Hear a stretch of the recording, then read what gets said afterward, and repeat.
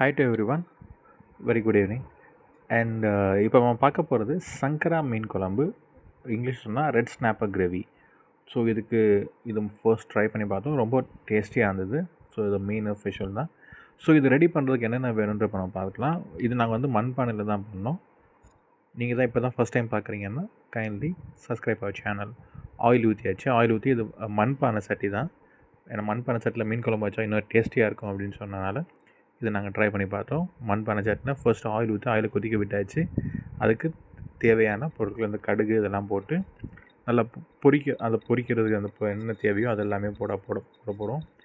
Next இந்த மீன் குழம்புக்கு ready பண்ணதுக்கப்புறம் ஒயிட் ரைஸோட ஹாட்டாக உட்காந்து ஃபிஷ் ஃப்ரையோடு சாப்பிட்டீங்கன்னா இன்னும் டேஸ்டியாக இருக்கும்.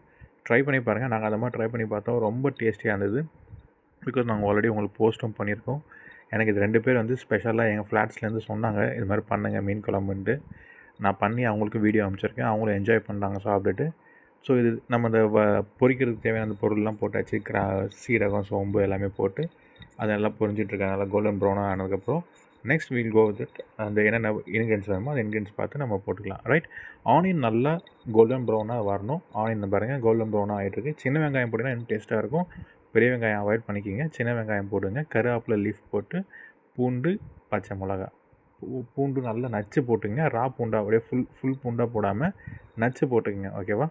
நச்சு போட்டால் தான் எல்லாருமே விரும்பி சாப்பிடுவாங்க. மீன்ஸ் முழுசாக இருந்தால் தூக்கி கீழே போட்டுருவாங்க. நச்சு இருந்தால் அது ஸ்மாஷ் ஆகி இந்த குழம்புல சார்ந்துடும். ஸோ அது ஹெல்த்தியும் கொடுக்கும். ஓகேவா? நெக்ஸ்ட் எல்லாமே நல்லா சேர்த்து சாட்டே பண்ணும்போது நல்லா இதுவாகிடும், ஸ்மாஷ் ஆகிடும். தென் ஆனியன் நல்லா பாருங்கள் பொன்னிறமானதுக்கப்புறம் அந்த கொஞ்சம் தேவையான உப்பு போட்டுக்குங்க. அந்த பச்சை மிளகா வறுந்து தான் போடணும். லைக் வறுந்து மீன்ஸ் 1/2 அதை நடுவில் லைட்டாக கட் பண்ணிட்டீங்கன்னா அதில் இருக்க ஸ்பைசினஸ் எல்லாம் அதில் உள்ளே இறங்கிடும், ரொம்ப டேஸ்ட்டும் கொடுக்கும். ஸோ இது நான் 2வது வாட்டி ட்ரை பண்ணுறேன், நல்லா தான் வந்திருக்கு. உங்களுக்கும் ஹோப்ஃபுல்லி உங்களுக்கும் இது கண்டிப்பாக நல்லா வரும்னு நினைக்கிறேன். இது கூட டொமேட்டோ ஆட் பண்ணதுக்கப்புறம் நல்லா சாட்டே பண்ணுங்கள். இதுக்கு முன்னாடி ஒரு பேஸ்ட் ஒன்று அரைக்கணும். அந்த பேஸ்ட் நான் இதில் காட்டலை, பட் அந்த பேஸ்ட்டுக்கு என்னென்ன வேணுமோ நான் சொல்கிறேன் இன்க்ரீடியன்ஸு. அந்த பேஸ்ட்டு போட்டால் தான் இந்த குழம்போட ஹைலைட்டே இருக்குது. ஸோ இது வந்து ரா தான். ஸோ நமக்கு இந்த குழம்பு ஃப்ளேவர் வரதுக்கு ஒரு மசாலா நம்ம தனியாக மிக்சியில் அரைச்சி ரெடி பண்ணியிருக்கோம். அதை போட்டதுக்கு அப்புறம் தான் அந்த மீன் குழம்போட ஃப்ளேவரே வரும். ஸோ இது கூட டர்மரிக் போட்டாச்சு. டர்மரிக் போட்டு எல்லாத்தையும் மிக்ஸ் பண்ணிட்டு நெக்ஸ்ட் என்னென்ன வேணுமோ இதுக்கப்புறம் இன்க்ரீடியன்ஸ் என் ஹஸ்பண்டுக்கு தெரியல, ஸோ அதனால தான் நான் கண்டினியூ பண்ணுறேன். இதில் வந்து சின்ன வெங்காயம் 10, பூண்டு 10, மிளகு, அதுக்கப்புறம் மிளகாத்தூள் 2 ஸ்பூன், மல்லித்தூள் 3 ஸ்பூன் போட்டு நான் கொஞ்சம் வாட்டர் ஆட் பண்ணி நான் மிக்சியில் கிரைண்ட் பண்ணேன். அந்த பேஸ்ட்டை ஏன்னா இது வந்து பச்சையாக நம்ம அரைச்சிருக்கோம், ஸோ அதனால் இதோட பச்சை ஸ்மெல் ஃபுல்லாக இது குக் ஆகிற வரைக்கும் வெயிட் பண்ணணும். மிக்ஸி ஜார்லேயே தண்ணி மிக்ஸ் பண்ணி அதையும் ஆட் பண்ணியிருக்கேன். உங்களுக்கு எவ்வளோ கன்சிஸ்டன்சி வேணுமோ அதுக்கு ஏற்றாப்புல வாட்டர் ஆட் பண்ணிக்கோங்க.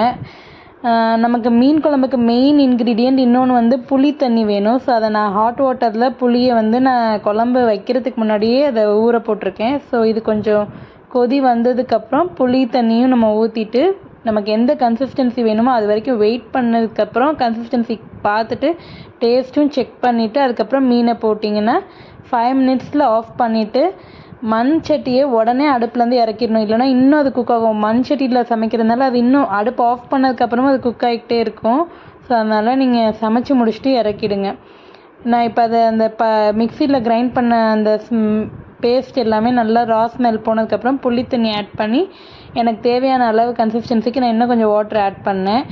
இதுவும் நல்லா ஒரு 5 to 10 மினிட்ஸ் நல்லா கொதித்து நமக்கு தேவையான கன்சிஸ்டன்சி வந்ததுக்கப்புறம் நான் டேஸ்ட் பார்த்துட்டு உப்பு எனக்கு பத்தலை, ஸோ நான் உப்பு கொஞ்சம் ஆட் பண்ணதுக்கப்புறம் மீனை போட்டு 5 மினிட்ஸ் கரெக்டாக சிம்மில் வச்சுட்டு ஆஃப் பண்ணிவிட்டு உடனே நம்ம ஸ்டவ்லேருந்து கீழே இறக்கி வச்சுருந்தோம், இல்லைனா மீன் கரைஞ்சிடும். ஸோ நீங்கள் மூடி போட்டு ஃபஸ்ட்டு நல்லா குக் பண்ணுங்கள். குக் பண்ணி உங்களுக்கு தேவையான கன்சிஸ்டன்சி மீன் குழம்பு நல்லா எண்ணெய் மிதக்க நல்லா திக்காக வந்தால் தான் டேஸ்ட். இன்னும் இது நான் வந்து அன்றைக்கி மத்தியானமே உடனே வச்சு உடனே சாப்பிட்டோம். இன்னும் நாள் வச்சு மறுநாள் சாப்பிட்டா சூப்பராக இருக்கும். நாங்கள் மறுநாள் மார்னிங் தோசைக்கு இதை வச்சு சாப்பிட்டோம். செம்ம டேஸ்ட்டாக இருந்துச்சு. அந்த மீன் சார்ந்து அந்த மீன் குழம்போட டேஸ்ட் மறுநாள் தான் பயங்கரமாக இருந்துச்சு. ஸோ அதனால் நீங்கள் மீன் குழம்பு வைக்கிறதா இருந்தால் ஃபஸ்ட் டேவே வச்சுட்டு மறுநாள் சாப்பிடுங்க, இன்னும் நல்லாயிருக்கும். நாங்கள் ஃப்ரைக்கும் சேர்த்து வாங்கினதுனால மீன் குழம்புல ஒரு 4 பீசஸ் தான் போட்டோம். 2 பேருக்கு தான், அதனால் ஆளுக்கு 2 பீஸுங்கிற மாதிரி 4 பீஸ் தான் போட்டேன். இது போட்டதுக்கப்புறம் அவ்வளோதான், நமக்கு குழம்பு செஞ்சு முடிச்சாச்சு. 5 மினிட்ஸ் சிம்மில் வச்சுட்டு ஆஃப் பண்ணி இறக்கிட்டிங்கன்னா டேஸ்டான மீன் குழம்பு ரெடி. மண்பானையில் பண்ணால் தான் செம்ம டேஸ்ட்டாக இருக்கும். Thank you friends. இதுக்கு